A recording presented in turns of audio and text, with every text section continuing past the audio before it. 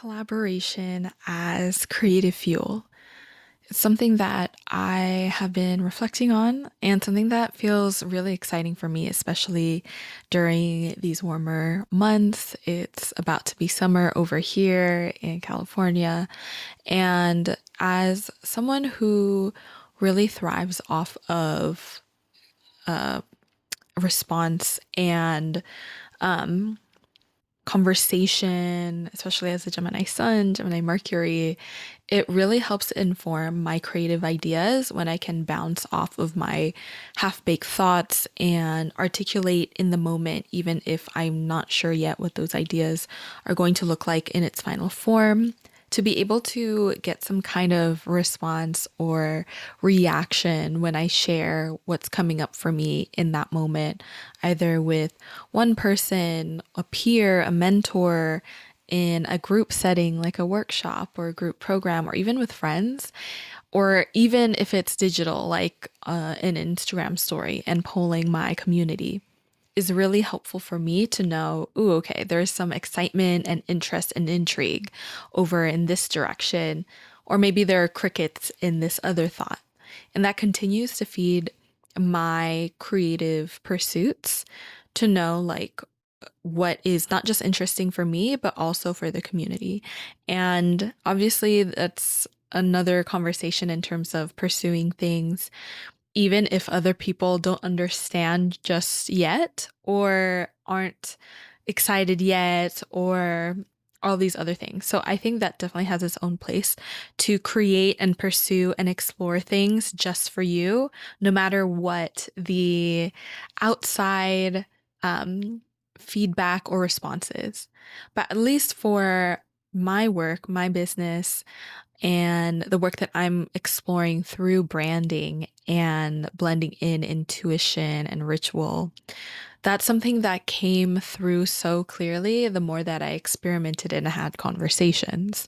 And so at the beginning of my business, I actually was focused on general creative mentorship because that was something that I was exploring for years in different avenues, different spaces, and different iterations and communities. And so that was just something that I knew, that felt familiar, and that was what I was known for. And so that was an easy dip of my toe into entrepreneurship and exploring what my work could shape up to be. And there was still this resistance or this tension around selling that kind of work or being able to talk about it because I didn't realize it at the time, but it felt too broad for me. And the more that I allowed myself to heal my separation from the design industry, the more I was able to come back to my love for design and branding in my own way. That I had explored that through passion projects. And that truly felt exciting for me. But I needed some time away from the design industry to be able to find my way back into the world of design through my own path. And so there were things around it that I was still figuring out and that I was exploring on my own. And one summer, I was really excited to just connect with folks that I thought were really exciting or interesting or had really cool work. And I was really active on Threads. It was this really new space, and people were still figuring out the culture of it. And it felt really different from Instagram itself. It was really focused on conversation and connection and thought leadership. And so it felt just easy for me to experiment, especially throwing out ideas and connecting with folks and messaging and exploring further of who folks are in that space. And so I had a lot of one on one calls on my calendar, and that really lit me up. That was really exciting for me. I didn't really have too many offerings that were taking up my calendar at that time. So I'm like, why not? Let me just explore and have these conversations, see if there are collaborations, which I did end up having. So it was cool to see some collaborations come out of this, some really great connections in general and conversations, to learn who else is out there, and also to be able to cement in talking about my work and getting familiar and comfortable with talking about my work, and also exploring what else there was that I was excited by and sharing my own ritual and processes around my branding that included the rituals that I was not yet offering because I was still testing out for myself and was still uncertain and hesitant about sharing the intuitive side of design, that I still felt that corporate hat on, that I would be judged or looked weirdly on if I were to talk about design in this different way that was not traditional, that some of my old coworkers could see on LinkedIn or even on my Instagram.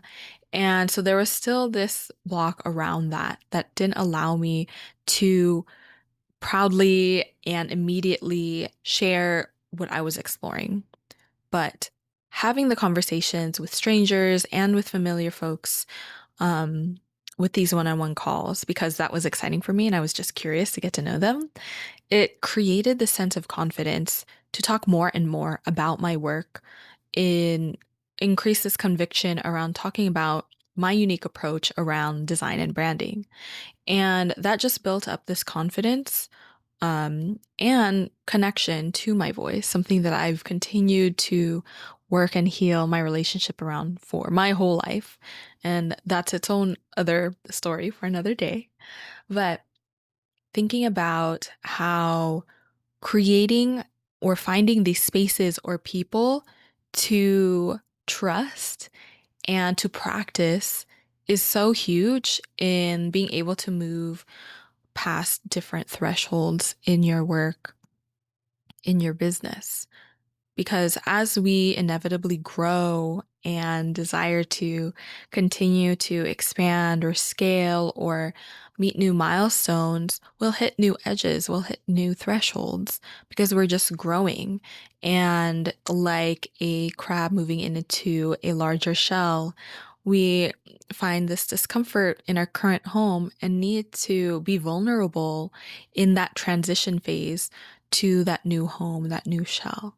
And so, how do we, again, create this safety for us to be able to traverse that transition, to traverse that growth, that vulnerability? And community is a big part of that.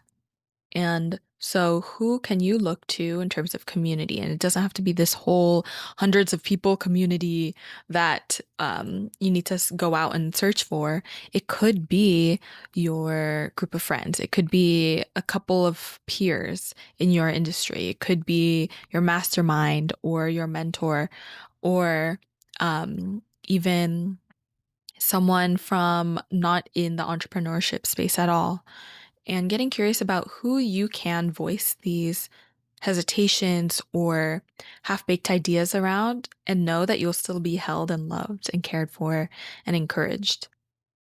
And also to know how to ask for what you want and desire in that moment. So, are you desiring celebration and affirmation? And that's all you need. You don't want critique, you don't want feedback. Is that all? And to be able to ask for that and know those boundaries. Because sometimes that's all we need for momentum and to keep going.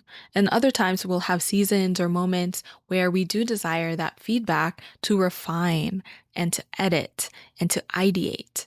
And we will ask, and maybe it's a different group of people or a different person, to ask for that, you know, blunt, straight up feedback and critique without sugarcoating anything. And sometimes that is what we crave and desire. And there are other types of support that you can look for. Maybe it's not even on business, but it could be on your subconscious work or your wellness and your or energy work around fortifying your own spirit to keep going. Are you burned out? What kind of care do you need? Do you need to be in ceremony? Do you need to be held and be supported in that way?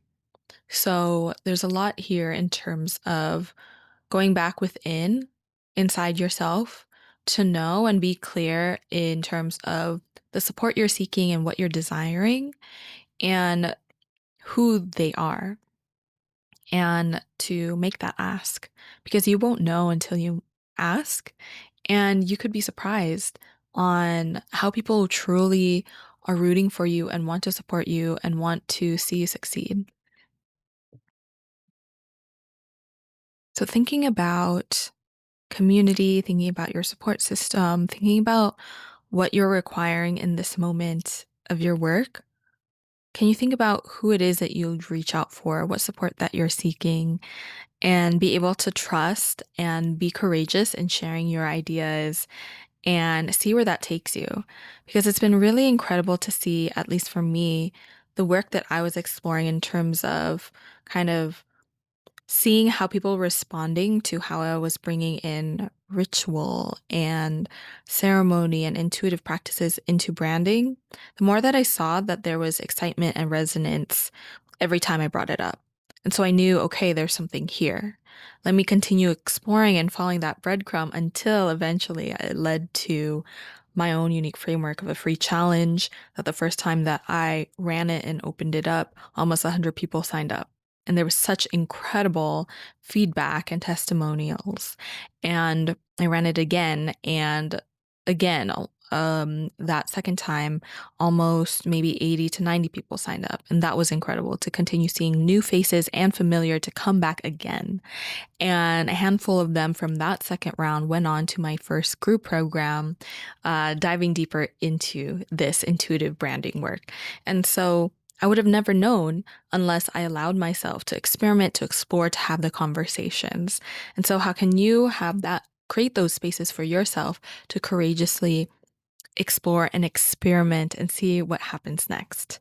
So I'm excited to see, letting the questions be up in the air, letting the be in the liminal space, just like in this very moment. How meta of me to let this month-long creative challenge podcast vlog be what it is and see what comes out of it without expectation. And I'm excited to hear from you too, what comes out of your own creative exploration and openness.